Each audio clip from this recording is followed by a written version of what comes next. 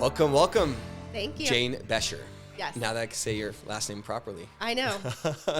Most people don't. Our kids rarely know their last name. Like Oh, really? Becher. Oh, your Becher. kids don't say it properly? Yeah. Well, the teachers never do. And so when they're like in kindergarten or whatever, it takes a while for them to learn that. Yeah. Yeah.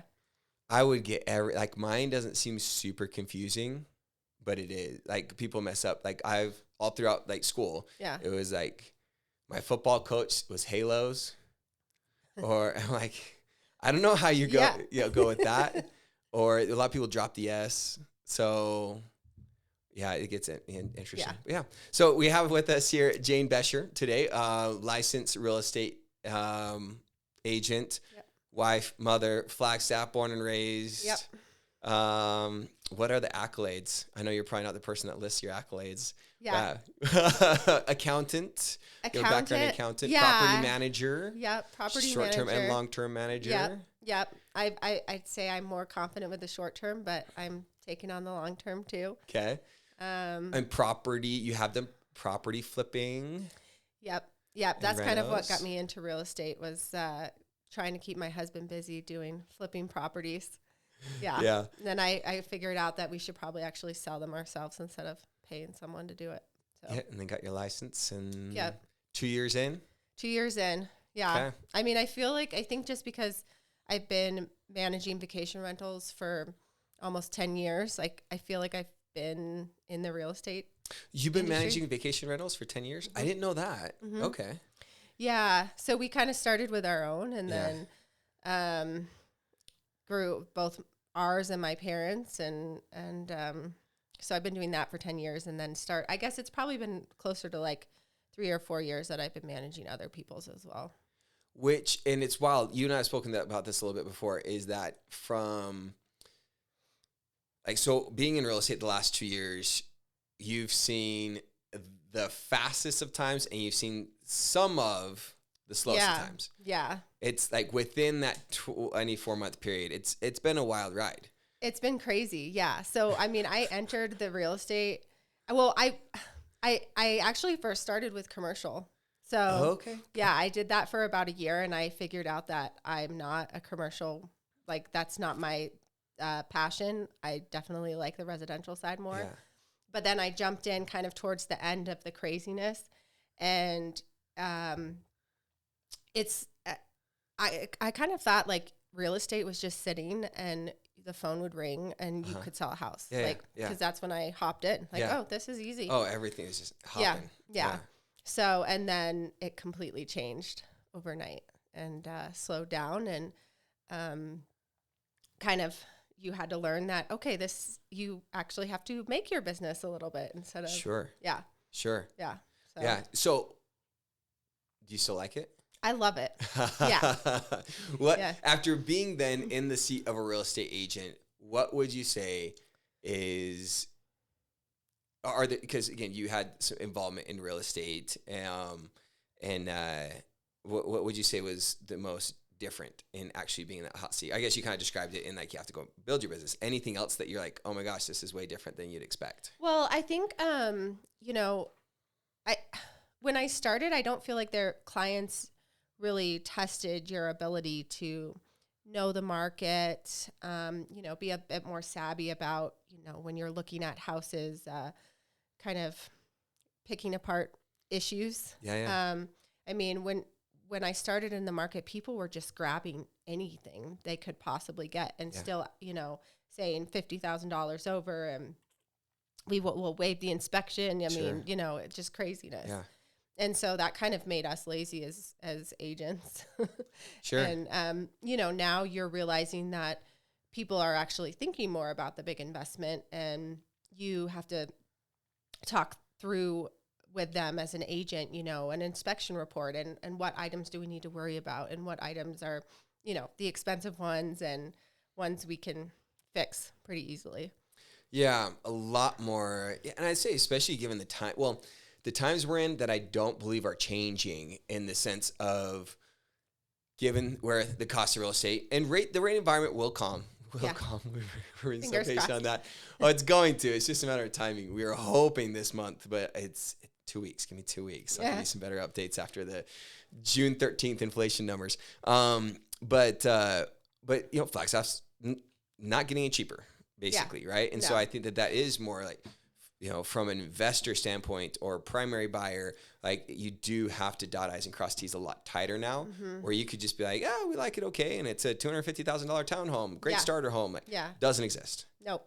That is the wildest thing. When I look at, I was looking at what a client's selling now, and then what they bought that for only 3 years ago. Yeah. And the difference is very stark. And, it's you could have stumbled into real estate over the last decade and done okay. Yeah. And now it's like, well, you really have to be a little bit more committed to the mid or longer term ownership. And again, things that do then start to add up of like, well, did we just take a $5,000 hit on some inspection stuff? Yep. Or do we negotiate that through? Like, no. And I mean, it's scary when you're, first time buyers you're really looking at that 500,000, like it's $500,000 to get into this market for a family that wants just kind of a normal house. Yeah. And I mean that it's already, they're stretching themselves financially to get into that. And then, talking through with them, well, can we afford this and this and this once it closes, to fix it up? Or what items can you live with, and what items are you, do you need to fix, and can you afford to fix it? Sure. Yeah. Well, I love talking with folks like you that have the background in a lot of, like, I talk with real estate agents and even other lenders and like loan officers that are very narrow scope on, like, my profession is just selling homes or helping people buy homes. Yeah. Or my profession is just doing loans, and they haven't dabbled or gained expertise in the whole spectrum of it, which I think adds so much right now. Cause I think folks need to have, like you said, they're going to need additional perspective. They're going to need to be able to say, and yes, I understand, we have our licensure that we stay within, but it definitely helps for us to know, like, hey, this, like, talk to this, flooring contractor or something, like you can get things, you can cut some corners in some places effectively and safely and make things work. Yeah. Right. Yeah. And I think that we're going to need some creative thinking for things to work in this market. Yeah, that's exactly right. Yeah. So just getting people comfortable with the prices. I mean, I don't think the prices are going down dramatically. So now that we're dealing with, slightly higher interest rates and prices that haven't really adjusted way down for them. So just getting people comfortable with that. I just think it challenges your ability to be a real estate agent a bit more. Yep. And a lender too. I mean, those are hard conversations to have with people as well. Yep. And it's a fun, exciting time, right? I'm an optimist. And so I optimistically look at that of like, hey, this is where we actually get to be true professionals. Right. Which actually is maybe the perfect segue to our edutainment here. So we thought we wanted to like mix it up here. So let me explain this, because you said your kids love this game. Yeah. My kids enjoy it as well, but we've changed. So everyone, we're going to play Headbandz here, but a modified version. Hopefully I explained this to Cole like a couple of times to make sure I could explain it correctly. So what we're going to do, so I'll let you pick your headband here. I'm going to do the pink. Beautiful. What do I want to do here? Oh, pirate. I'll go with the pirate here. I don't want to contrast. Oh, here's the, here we go. This is like some type of animal. I think my kids will appreciate that. Cat, yeah. I have the unicorn, so that's so must. What we're going to do, we size them up here, I guess. Is that how you? Yeah, kind of. It's like going to work with the headbands. I know. I think you have to put it through the. Okay, let's see here. Here we go. All right, so what we're going to do is the way that this game usually works, I believe, is that you would put a card in your headband, and then I would ask, if I had the card, I would ask you questions to try and deduce what's on my head. Yeah. We're going to mix it up a little bit here. Looks great, by the way. Thank you. So what we're going to do is we have these cards, custom cards here. And these are different buyer and or potential seller types. Okay. We're going to have to kind of roll with this as we go. It'll be interesting. And so what I think we're going to do, so if this will be a tester one. So I'm going to put this in my little headband thing. Okay. So let's see, can you, for the camera, can you see that? All right.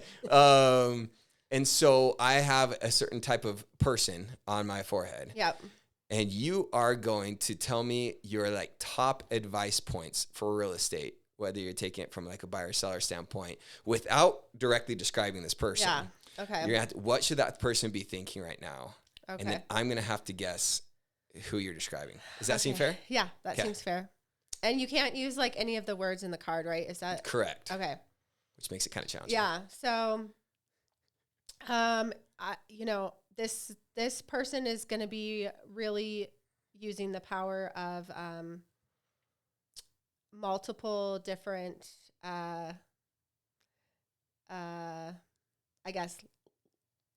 multiple different the market and the free. It's really the free market, looking for the best price available. Okay. you can tell me more. Okay. Is this a hard one? I mean, I always encourage my buyers to go and talk to different lenders for this reason. Okay. It's just good to get different ideas of the cost and what different programs different lenders have. Okay. So this person would be doing that. Okay. I'm a rate shopper. Yes. Okay. Yeah. Yeah.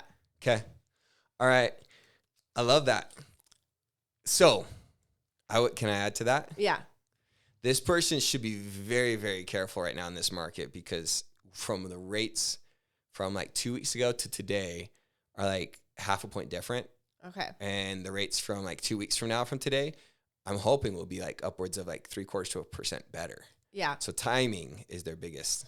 Well, and my question is too, is like, are there hidden fees? Like, can your rate look, 0.3% better, but is there hidden fees that you're paying for that is, It's an excellent conversation piece. So I can get any rate for any client that they want.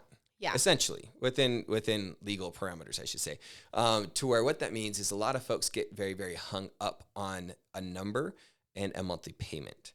And that's very important. But what happens is the lower the rate, the higher your cost. Okay. And so what's happening right now is a lot of folks will reflect very low rates and very low payments up front. And they don't get into it like a full consultation like you and I talked about, like our team does. Not that I'm trying to like sell you here, but when they don't get into the full details and realize like, oh, there's like 2 or 3 points charged to that interest rate, which points are percentage of interest rate. So if we go with a $500,000 middle of the road home, let's assume a 20% down and a $400,000 loan amount. And if you're spending 2 to 3 points, then you're $8,000 to $12,000 in costs solely on rate alone. That doesn't include the appraisal, title fees, taxes, insurance. Those costs for a typical buyer anywhere from like $5,000 to $8,000, just generically, right? You're going to pay taxes, insurance, appraisal, some lender fees, that are pretty standard across the board there. But the cost associated with rate is above and beyond that. And so when someone's saying like, oh my gosh, like this bank or credit union's like 0.25% or 0.5% better, but they don't realize like, well, it's $8,000 more. How are you getting there? Yeah. And then the biggest thing too, in that analysis too, is when it all comes down, you get what you pay for, right? Yeah. And so you're going to find local lenders are fairly similar to each other, but like you said, shop around, call around, find who you think is going to get you the best terms. And the advice piece to it too, is then that a lot of folks are not realizing that, if they're like, hey, this is our first time home purchase. We're so tied to that payment and it's already high. So let's spend an extra $8,000 and getting that $80 a month lower. And they don't realize like I can't promise you, but in 8 to 12 to 18 months, you're going to redo this mortgage. Yeah. If this was 2 years ago and this is a 2%, like buy it down, you'll never touch this thing again.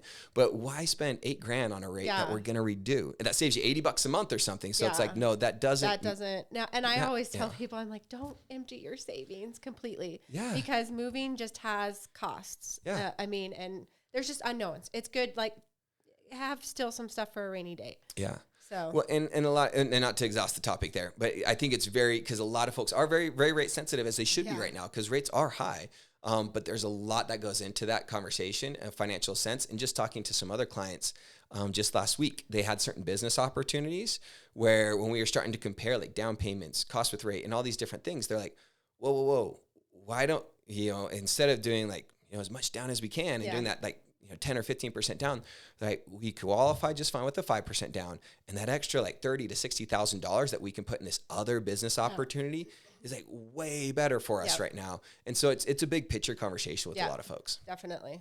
Awesome. Okay. All right. So, let's roll the dice on this one. Okay. Oh, wait. I'm not allowed to see it. I didn't see it. Oh, did you? I didn't. No. This is a good one. I'm excited to hear your comments too on the post. All right. Okay. So this person, I would really first, the way that I'd approach you is really first saying, okay, what are your goals? What are you looking to accomplish? And me and Jane need to be on the very much same page as to the financial goals and to the house goals. I'm not going to try and say even extra words that might even give it away super fast. But in and around that is going to be you're going to have to define a couple of things. The first thing you're going to have to define are wants and needs, right? And then you're going to need to understand the difference between what you can qualify for, what you care to afford, all in the same conversation of understanding. I know this is a lot for this person.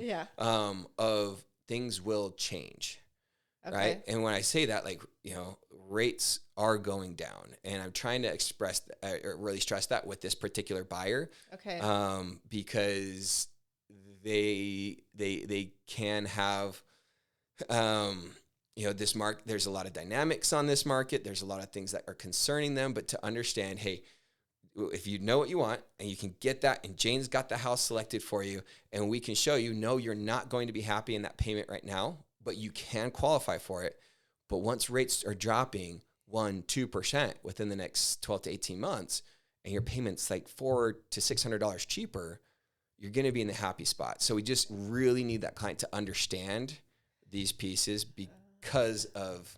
This is like, I don't know the name. I mean, this is like someone who's being cheap, who's being kind of a little short-sighted, but frugal buyer. Yeah.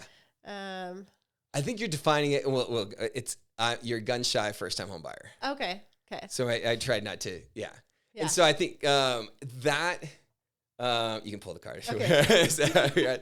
To where, and I like your graphics, Cole. Elmer Fudd there.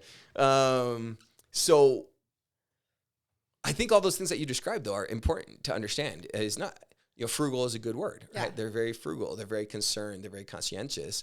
And so we don't fault that buyer for being that, but there's, I think the idea is helping them understand that just sticking their head in the sand is not actually helping anything either. The term my parents always said is pound wise and penny foolish. Okay. Yeah. And just sometimes like, sometimes you're better off stretching yourself a little bit. You can do it. The lender knows you can do it. Get a little bit outside of your comfort zone.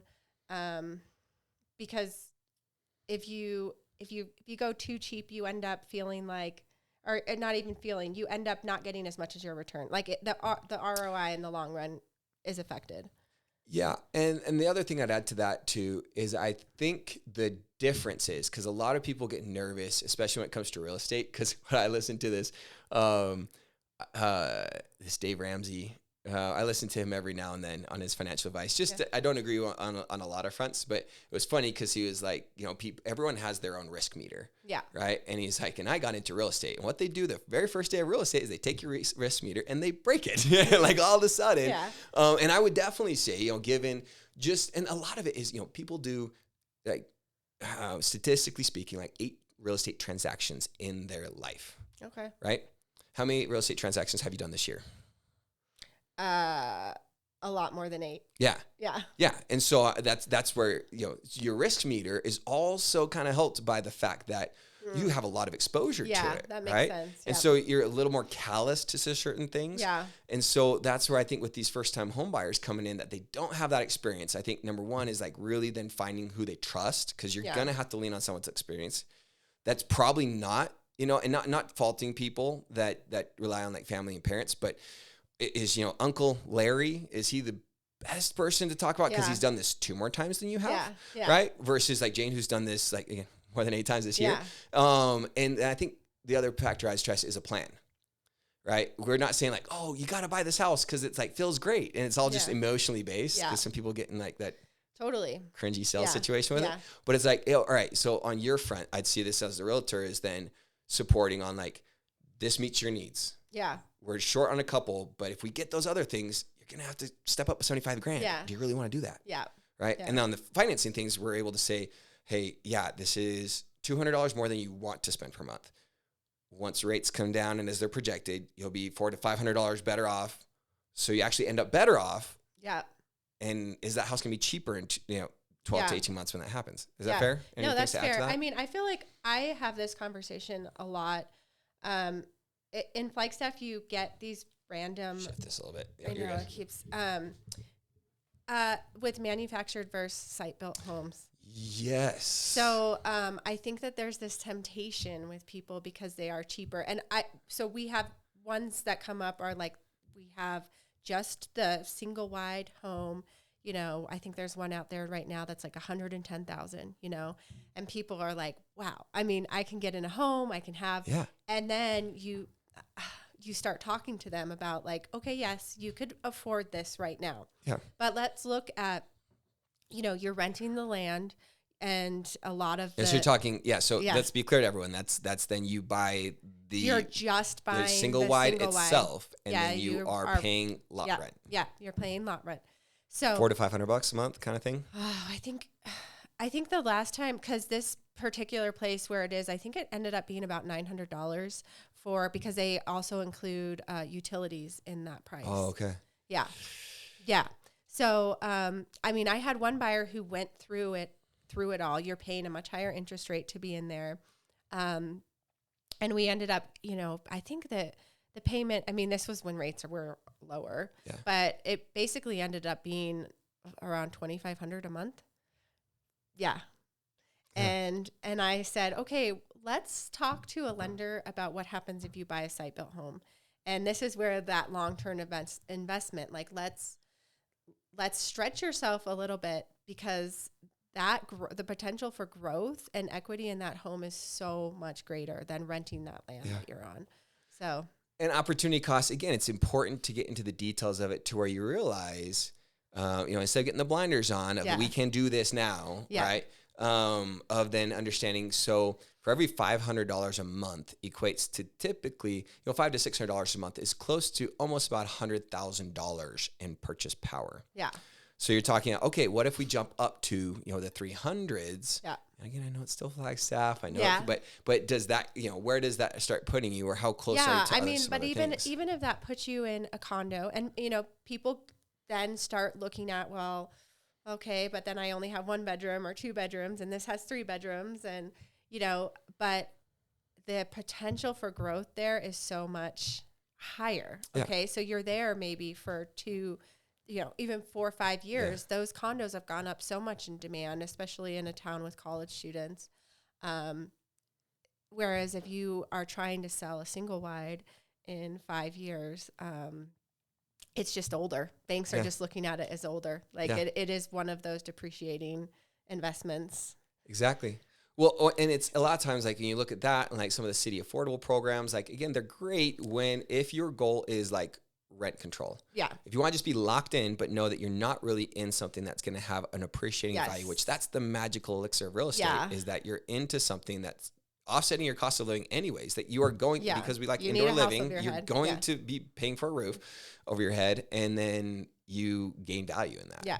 Yeah. And that's Yeah, no, and that's the biggest struggle, is saying, this is an investment in your future. It really is. And there are certain properties that come to market that are not going to offer that, and having that conversation. Well, and to speak to both sides of the spectrum, and actually support a property that you have currently listed right now, that works on the opposite side. Well, I've talked about folks that are coming up here, they're going to spend like 7 figures on a home. Yep. And it's like, all right, you can go into golf communities, and if that is your jam, do it. Yep. Right. Yeah. But if you then, if you're like, hey, we just are looking in that price range, and you realize like after capital contributions, and you realize after HOA fees that outside of the gates of that golf community, you could be spending hundreds of thousands of dollars more on something that's appreciating versus fees associated to memberships.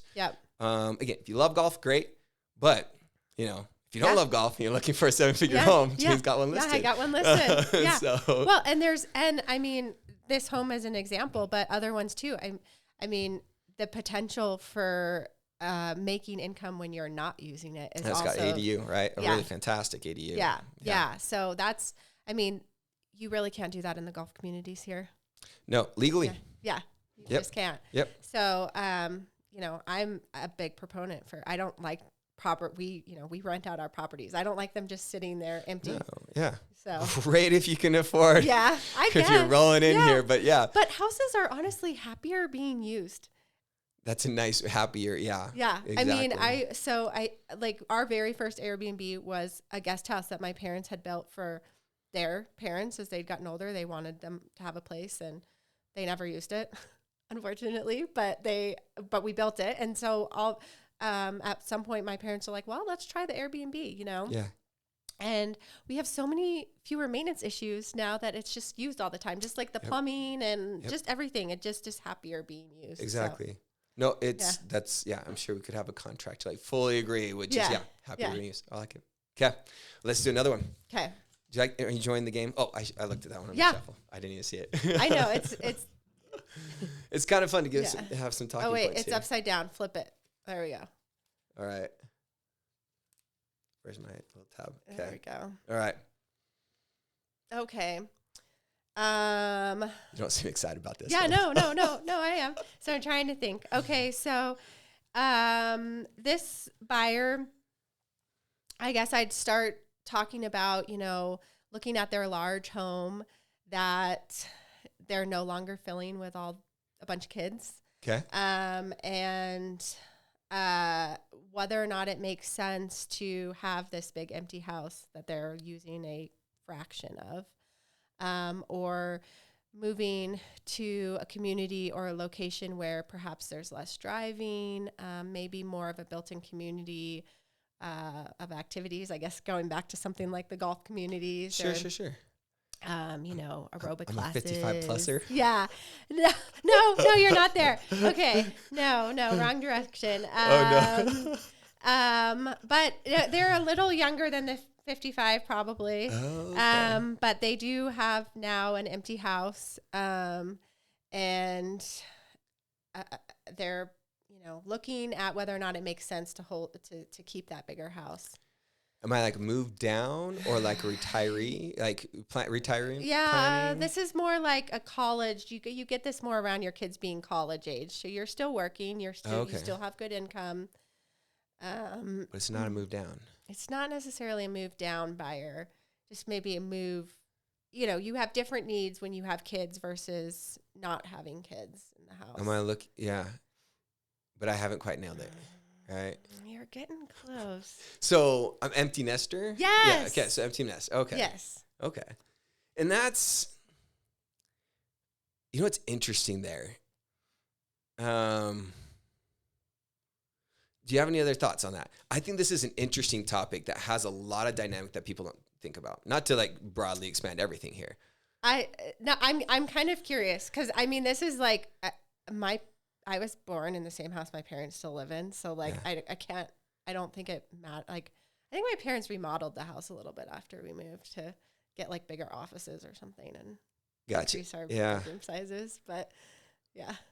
My only thoughts on this, and not to get too broad on it, is I heard this term that I really, really enjoyed. It describes a lot of things that, it's pretty self-explanatory, but life authorship. Right? It's kind of cool, right? Yeah. To be able to say, hey, you are the one that gets to say the story. And I think we get so bound by a lot of different things that we don't understand that we think, I just do this because this is what I do. Yeah, it's what society tells us to do. Yeah.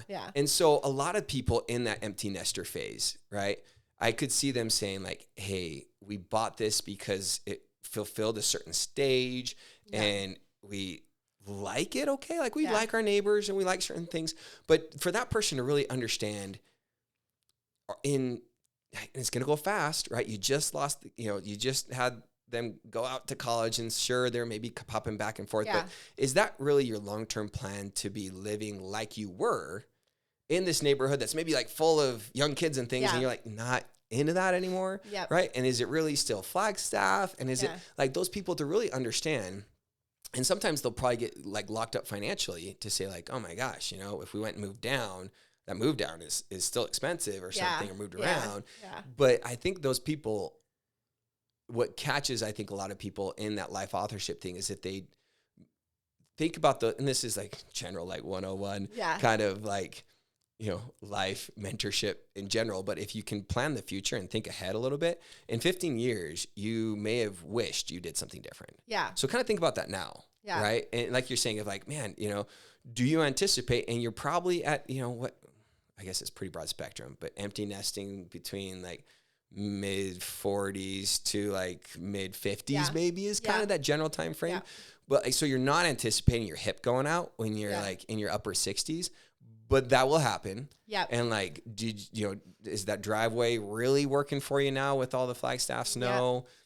Or did it make sense to like, think ahead and consolidate and say like, hey, we're gonna downsize, move into something smaller here, get that second home in the warmer weather, right next to Banner Health down south.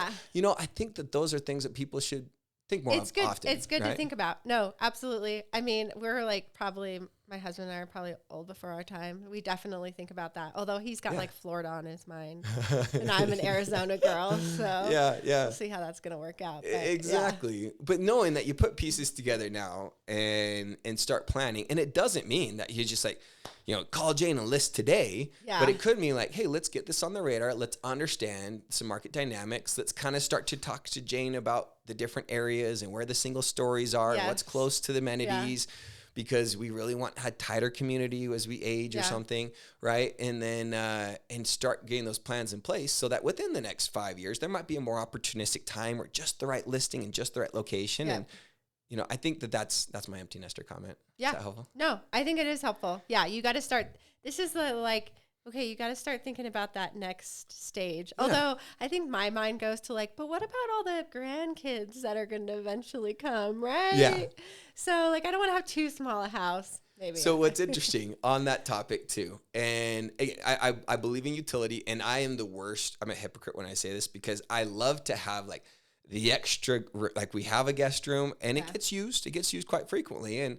And so, but it's interesting sometimes when we build out these paradigms of them, like my parents had the larger house, kept the larger house. Yeah. My dad was not a fan of having like there was like the fun, like a day or two, like great. And we're having breakfast together. But it's like, they need to get in a hotel. Right. And so it's like, how much are you spending on some of these different things? That's true. Like, it would be best to put them up in the Airbnb next door. Exactly. And that's why, Airbnbs are awesome for that. Yeah. Yeah. So it's interesting, like, that I think some people build out the once a year that the grandkids come and show up, that we want all their rooms just like they had it, but do they really want to stay there? I know. It's silly. It's better to just have them. There's both sides of the coin on that. But I think some people don't think about that, where it's like, when we did our first move up, that was a big priority for us. Like we wanted family to visit us. And then we realized, especially as a younger couple, that the road leaves Flagstaff more than comes to Flagstaff. Yep. It's changed now that our kids have matured, and we that's changed a little bit for us.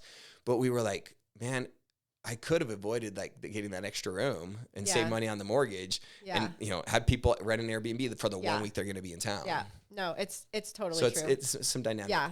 Dynamic on that. All right. Do you want to do the next one? Yeah. Got two more here. Okay, is this the right way up? Yes. Okay. Let's see. Where's my... Oh, no, just behind it. Yeah, there you go. I think you got it. Am I there? Or is that the unicorn? Close. Okay, there we go. No, just right between this. Yeah, there you go. Okay. What is there's... Okay. This person... I love this individual. I love working with this individual. they're after, they're cut from the same cloth as you and I a little bit, sounds like, from what I know of you, Jane. But they will need to understand a lot of the dynamics. What I would say first to this person is the devil's in the details. I'm starting vague first. The devil's in the details for this individual. And so they really should know they're going to need to be very, very clear with what their own skill set is. Okay. And with what is outside their skill set and costs associated with that. It's massive. Yeah. Massive. Right? And so that can change costs and opportunity very significantly. And that's what I guess this person really shouldn't understand. And this person changes whether we are talking like investment property basis or primary basis. And so a key thing also for this person to understand is lending loves health and safety. Yeah. And so as long as you are within general health and safety, like you can be like shag carpet from the 70s, but still be lendable. It's when we've, past health and safety, things are still torn up. And I can love your enthusiasm on it, but the bank is going to have issues funding you. It's like some kind of fixer-upper. Yep, you got it. Okay. Fixer-upper enthusiast. Yeah. Oh, that's definitely. Let's hear your real estate perspective on it. Do you deal with a lot of these buyers, or a lot of people move-in ready today? What's your percentage? Yeah, I don't feel like I've had as many fixer-uppers. Like, I did have one. Buyers? Yeah, fixer-upper buyers. Yeah. I had one FHA. That was tough. Oh, yeah. I'm like, no, but I mean, I'm a fixer-upper buyer. Yeah. Like I walk in, I love houses that are just so bad. Yeah. But they're really better for cash buyers. Well, and I would say I would moderate that to just the degree. Yeah. Right? Yeah. If you're really going hardcore on like, hey, this thing's like super, super rough, and you're looking for the optimal opportunity of buying at the lowest property price, then cash or having like some hard money plan. Yeah. And folks that don't have cash or rich uncles or something, there's risk. Yeah. You want to have some pretty decent assets aside. Maybe you're not swinging on buying a $400,000 house cash that once you get all dolled up and optimized is going to be like $500,000 to $600,000 worth, right? Yeah. But if you have some decent cash reserves, like it's going to cost you a little bit more, right? Yeah. As far as, I guess what's the difference, right? If you're using cash or having a relationship or your own cash versus, you can get into like hard money situations. And a lot of times those hard money guys, it's 10% or plus, high, but they want their money back fast. Yeah. So you can get into some situations where you're playing games, but, so it's not just for the elites, right? Yeah. But I think especially, and I think Flagstaff has a lot of that to where, I would say that our I know this sounds really bad. Maybe I should be careful with this one. But like we have a lot of dated inventory. We have tons of dated inventory. Yeah. And sorry, go ahead. No, I don't know what I don't know if we're thinking the same thing, but from someone who was flipping houses, I think something that I learned in Flagstaff versus like, Chip and Joanna were like they're still my idols, and yeah. He's into this nicely. Yeah. But I mean, the whatever before and after cost and what it's worth and all of that stuff, I think that is greater in some communities than it is in Flagstaff. Yeah. I think that, I don't know. I mean, our experience was just that, people do like the new stuff, but it's what neighborhood are you in, the established areas, or, they're okay with the data too. Like it doesn't matter as much here. I don't know. It's hard for me to put my finger on. I can't help but think that that's starting to change. I think it is. I think that California has changed that a lot. Cause I mean, for me, showing California buyers, they're just shocked at how old how dated some of the houses are. And I'm like, yeah, that's just kind of what we do here. Well, and I think too, and it's very, very interesting to me. And, so the demographic of who lives in Flagstaff is changing. Yeah. Like that's just flat out, right? Yeah. And so like, and it's very, here's maybe another way to tiptoe into this too. It's very stark when like, when you drive through like Ponderosa Trails and there's a couple of homes that were like, boom, those were the first homes in there, probably driving through on a dirt road, and they're like cabin-esque. Yeah. Very much cabin-esque. And so you had maybe, whether it was the resident or like some second home, the cabin in the woods situation. And then boom, 25 years ago, they plot it for subdivision, put in cookie cutter stock homes with like Empire Homes and then Capstone and everything. And now it looks like a little Phoenix-esque subdivision, but you still like mixed with like one or two of these log cabin homes. So it's like who is living in there now is different. And when those homes were 300,000 to 400,000, that's a different buyer than when now those homes are. Can you get in there for under 6? I don't know. Think so. Yeah. So like over 6 to now pushing. So there's some 7-figure sales in there, and that's and I know we could have a lot of social and like conversations around like that's a concern as we have young children. I'm like, as this market has accelerated and knowing like I wouldn't want to buy my house in my neighborhood at the price that I got it, right? And so who's our kids going to grow up with, and what's the change of the makeup of this town? There's a lot of big questions that we face there. As I get back to the fixer upper person, but I think that is going to change. Yeah.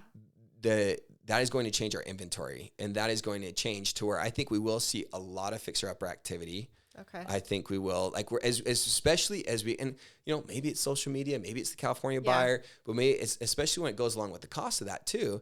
Like I think we will see a lot of more modern type deals to things. Right? Yeah, so I think that my curiosity is if it becomes, my husband and I tried to do it as like a business and kind of fix and flip thing. Yeah. And I didn't feel like that was as much here. It didn't make as much sense in terms of like, there weren't these so super, super cheap deals that people weren't willing to. And again, it's getting that, we wanted stuff that was just pretty superficial. We didn't want to get to like really, really messed up stuff. But that's where I think there's a lot of, I get excited about that opportunity too, because that stuff is not doesn't have to be terribly expensive, right? When you get into, and having done, I've done 2 home remodels that were very much aesthetics, right? New flooring, painting, doing accent walls and things, and different trim stuff. And that's, you can change like the look and feel dramatically with just a little bit of effort. And really not, we're, even for 4 figures versus 5 figures versus like getting into 6 figure. And then one of our latest remodel was like, into the heavy, like nothing was off limits. It was like, this is what we're doing. And got really, really heavy there. And that's where it's very interesting to me going that direction, where things get very, very expensive. And then you open up problems that you didn't know you had. Yeah. Right. You keep walls all closed and everything up, and you're just painting them. There's like not a lot that can go wrong. That's right? Exactly. That's a perfect fixer house for anyone, honestly. Yeah. So that's where I think even that fixer upper enthusiast to where, and one other thing I wanted to draw on too, and it just is just like purely anecdotal, but it was very interesting to me. I saw 2 properties go up for sale in my neighborhood, and one was really rad in the sense of it had, the one I'm talking about, to where it was like a little more modern. Yeah, I sent that right to my parents, and I was like, please, just do this for me. It's an awesome house. Very awesome house. Yeah. That went under contract. I don't know final prices if things have sold out. It went fast. So I'm assuming at or above, just with the speed that went. Yeah. And there was a house with, like, I think like an extra 1,000 square feet down the street. Yeah. That was very much 90s, maybe early 2000s type, like finishes, and cool house. But I don't know that if that's under contract yet, or if I think it's still on. If it's still on. Yeah. And so that's interesting to me, right? Where it's not all like in very nice locations on both. Yep. I'm sure there's some other material differences, but lower square footage and just like but there's all sorts of spectrum on this, right? If we're talking like, hey, is this like a a $400,000 to $500,000 house that's been like lipsticked a little bit, or is this like upper end? Well, and I think that is a really good distinction to make, because like we were definitely looking at in terms of what we were working on, it was like the lower, the more entry level homes. Yeah. And I think what I realized is that, people trying to get into entry level homes in Flagstaff, like they're going to take anything, and it's not that they don't necessarily have the ability to pay up for like premiums are less value. Yes, they're less value versus higher end neighborhoods where it's like they do have that ability to say, well, I don't need that extra 800 square feet. I'd rather have it all fixed up. And I think you got to know your market. Yeah.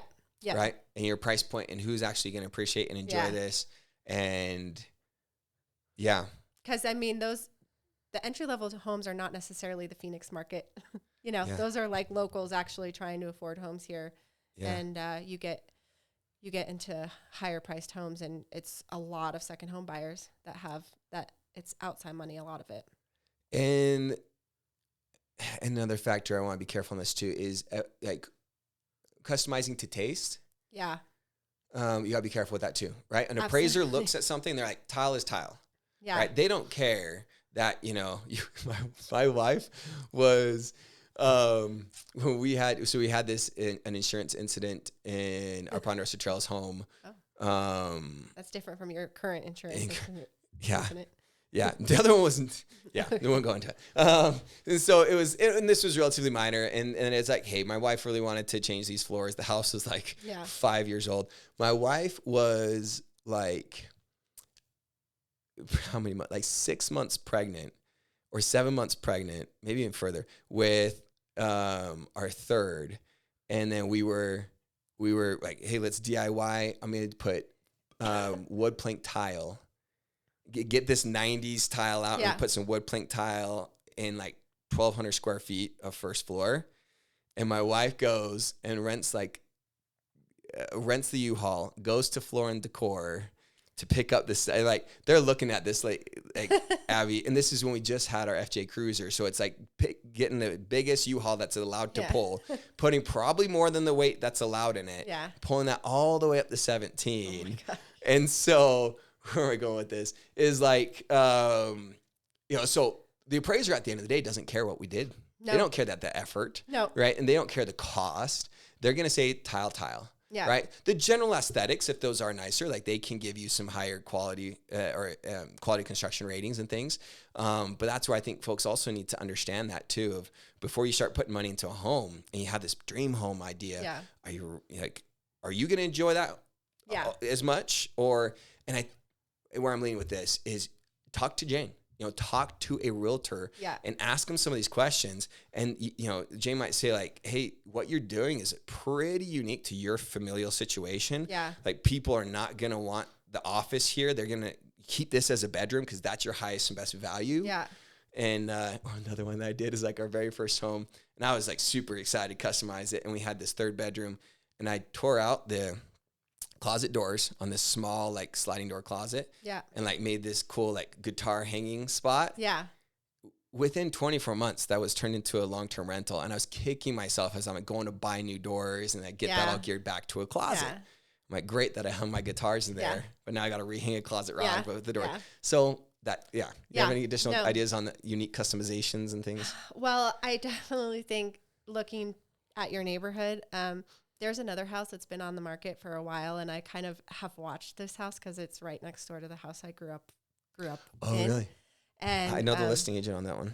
Do you? Yeah. Okay. There's reasons. We'll talk off air. Yeah. But I mean, and we've now moved, but we were living in that neighborhood. A lot of it being built, and the materials and stuff that they put into it's a gorgeous home inside. It's definitely something you don't normally see in Flagstaff. Oh, okay. But it's priced so much higher than any other house could possibly go in that neighborhood. I mean, there's never, I don't even think again, going back to appraiser, tile is tile, and like there's just no way it's going to appraise. And I mean, the owner is super nice, and we got to know him, and we talked to him about his, what's being done every day. So I've just kind of, but really, like, you do need to know your market. You have to realize that there are limits to what houses can go for, no matter how much money you pour into it. Yeah. And I think that's hard is because people get very emotionally tied to their effort or their cash in there. And I had this client who, medical professionals don't always translate. No offense, you guys are great. I come to you for everything I need there. Don't translate always to a real estate savviness.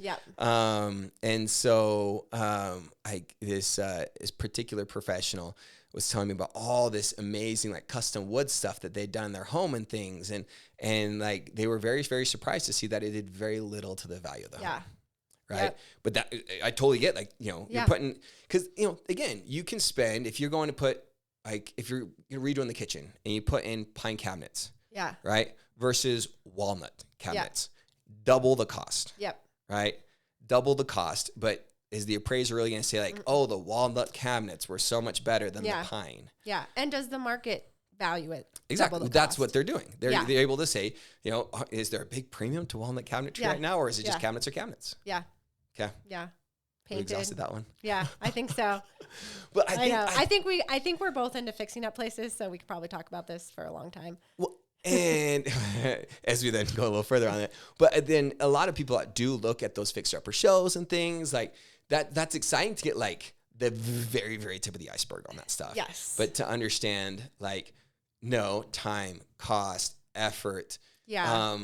And if it's a primary home, where are you going to live? Like, that's a conversation. I'm like, okay, logistically, those shows kind of show that you can do this in 2 or 3 weeks, but that's not going to happen in Flagstaff. Like, this is not going to happen here. Well, most likely. and one other quick thing too is in that distinction of like, hey, are you the kind of person that just wants this and you're going to just pay whatever? You're going to find that. And to that person, I'd say, not all, just like anything, not all real estate agents are created equal, lenders are created equal, medical professionals are created equal, right? You got to know, like, you can get a lot of quotes from different contractors, but who's going to get it done right, get it done on time, and they're usually not going to be the cheapest, right? But then if you're going to DIY, and that's one thing that I'd say to where, again, I totally respect the trades that do it and do it right. And if you are the kind of person that doesn't have the time, skill set, or patience to want to try things yourself. But I am also very, very surprised on a lot of, and I would call this, I don't know, this is my last plug on this one, just because I am very DIY friendly, even though it's bit me on one particular occasion quite hard. Overall, I'm still in the black on my DIY. Abby, that's true. I got to tell my wife that. Even though she says I can't do any plumbing anymore. So she's like, we're not going to do that anymore. Electricity and plumbing, hire the experts for that.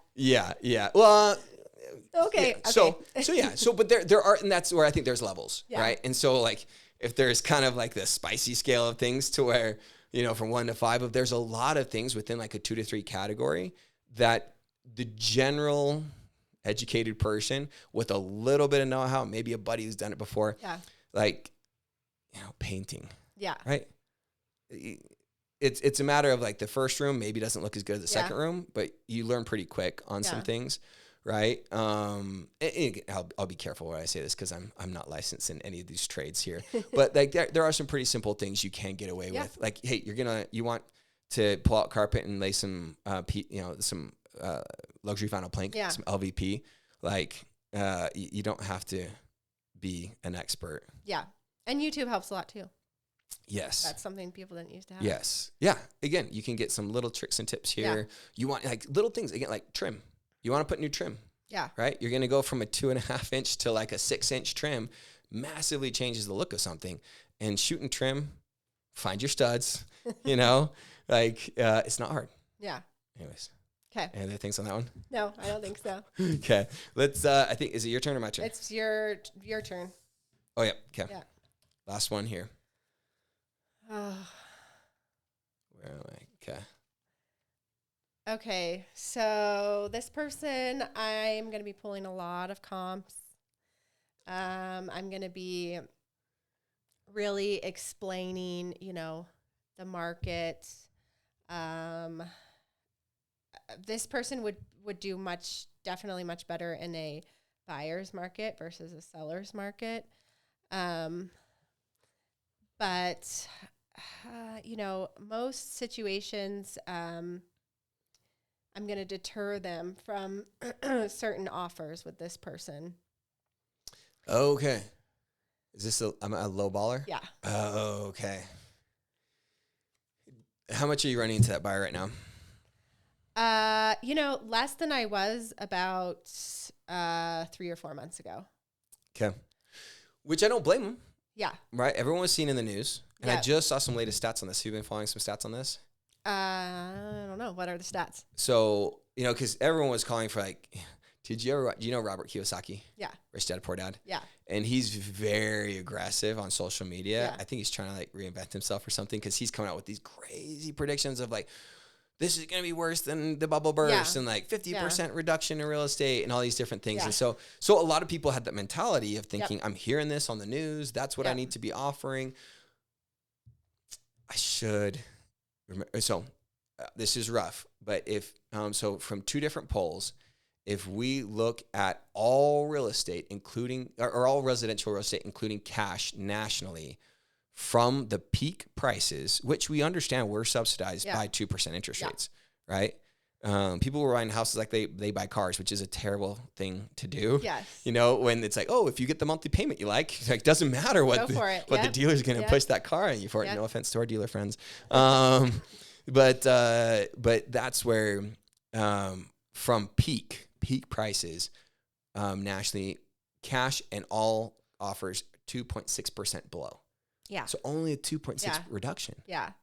It's not a big drop. If you take out cash buyers, it's actually a positive number. Oh, interesting.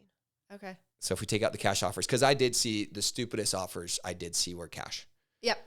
That's kind of what started to come in, and they're like, can we just do this? And I'm it was going, they don't, there's not the sellers aren't super motivated right now. They're not, we don't have people that are going to go $300,000 less than asking price. That's just not going to happen. No. Yeah. But then you saw, and that's where, hey, great if you have all this money and it's irregardless of appraisal and you're just throwing that down. The worst I saw was $300,000 over appraised value. Yeah. Oh my gosh. Yeah. And hey, if you want it and you got it and great, that's great for you. The rest of us that live in a little bit more of real life decision points on that to say, do we really have $300,000 extra to where, and I think that knowing, and that's kind of a cool thing because I know people don't love it ever if appraisals do come in low. Yep. Right. We're starting to see a pretty level appraisals field. I'm seeing things pretty much at for the most part. But that's good to know that there's financial control to this. Yeah. And that I do think that generally speaking, I got to be careful with this because that's where you got to call Jane and know hey, is this well priced? Yeah. I did have a property that appraised considerably higher. So I think that there are some lowball opportunities here and there, or not lowball opportunities. They still had to go aggressive on their offer, but it was a value buy. So I think there are value buys. But I think generally speaking, our markets are priced fairly well. I think so. And I think I know it's an unfair blanket statement to say that. Yeah, it is. And I just don't think Flagstaff is not a market where people are, they have, you get the good deals when people need to sell. And I just don't think that, you might find them here and there a few places, but I think financially most people are in a relatively good place. Yeah. A lot of the bigger jobs here are fairly recession-proof jobs. University. Yeah. Gore, hospital, medical, education. So there's just not a bunch of, I think they were waiting for just 10 houses to go for sale and everyone's got to leave and, they're going to sell them for whatever. And it really hasn't happened in Flagstaff. It didn't really even happen in 2007, 2008. Yeah. Not in a huge way. I think that's people understand the limited aspect of our inventory. And I'd go in with that, and then also understanding that there's, when I've dealt with several different clients that are move-up buyers, and they're a little bit more motivated than not to sell. Yeah. And so that's a positive, but they're at the same time not going to throw out the baby with the bathwater kind of situation to where, so that's where I think those lowball offers thing to know, $50,000 off the sales price isn't happening. Yeah. Could you might, this isn't 2 years ago where you had to go 50 above, so that's good, right? Yep. Could you get $10,000 in concessions? help offset some of the higher rate costs and different things right now, that's maybe where you're going to get That's where you're going to get it. But you're not going to do this huge. And maybe they'll do some repairs for anything. So like, is it a much more equitable negotiation than it has been in the last like 3 years? Yeah. Absolutely. But just don't go like low. Yeah. Yep. That's exactly right. So, you had said something else that I wanted to bring up. Oh, the move up buyers. Yeah. I do feel like that's a little bit harder to find right now because people are in, and I'm kind of curious to get your perspective. Like they're in that 2%, 3% range at their current house. Yep. And if they do want to move up within the town, like how doable is that with interest rates right now? And so I go back to this. It was actually really interesting. I've used this one before, maybe to where, I don't know if I just spoken about it in my mastermind. I don't know if on the podcast, but in like 18 and 19, we saw like a lot of move up activity in Flagstaff. Yeah. And we really marketed to those buyers because they'd gotten like a lot of buyers that had, they've been in the house for about 5 to 7 years. Yeah. And so it was ripe time for that potential move up.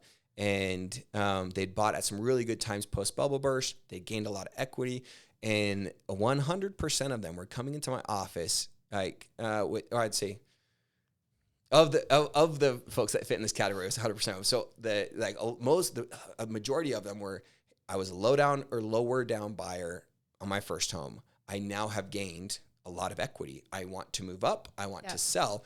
And now I'm putting 20% down. So, Chris, my payment should be lower, right? Yeah. And I had to explain to them, too, because rates were a little bit lower in like the early 2010-ish range versus where they were in like 16, 17, 18. And so it was kind of funny to where I had to explain to each and every one of them is you are buying more house. Yeah. Your house has appreciated. This house has appreciated. Yeah. And so your payment's higher. Yeah. And so where I lead in with that is it comes down to lifestyle.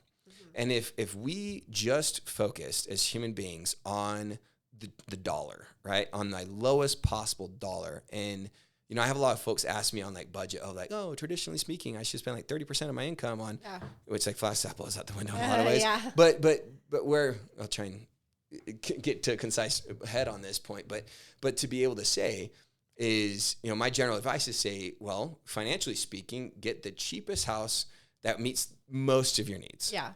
Not wants, needs. Yeah. But we want things, and we want lifestyle. And so many of the things, like we want our kids to go to a certain schools, or we want to be in certain friends' neighborhoods, or we like the recreation or views from a certain other location. Those things start to tack on and to add into where it's a matter of saying, if you are, if you want a certain lifestyle, and like right now in Flagstaff, and it's a matter of like, I just had these clients that it's amazing. I'm so excited for them that they were like done with townhome living. Yeah. And it was a great first time home for them. And they are able to then get into the neighborhood that they want with the friends and the community that they're around. And this is huge for them for their life. Yeah. Right. And they were able to, this particular client decided not to put everything down. They're comfortable in the monthly payment. Luckily, they've gotten raises and employment advances and things.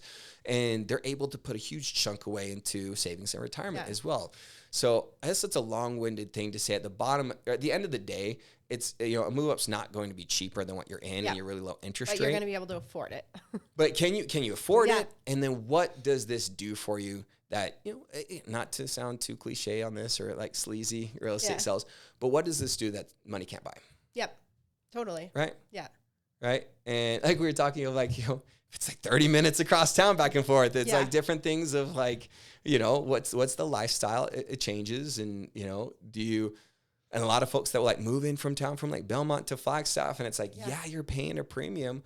But now, if you don't have to like run around with the kids at school or worry about the 40 on the wintertime, like these are different lifestyle things that, money's not then as critical tied to if you have that qualification ability. Yep. I don't know. Does that make sense? Yeah. No, it makes sense. I think that's something, I'm asking you because I think that's something we definitely freaked out about as real estate agents. Yeah. We're like, who's going to want to sell and give up their interest rate just to get into a much higher one?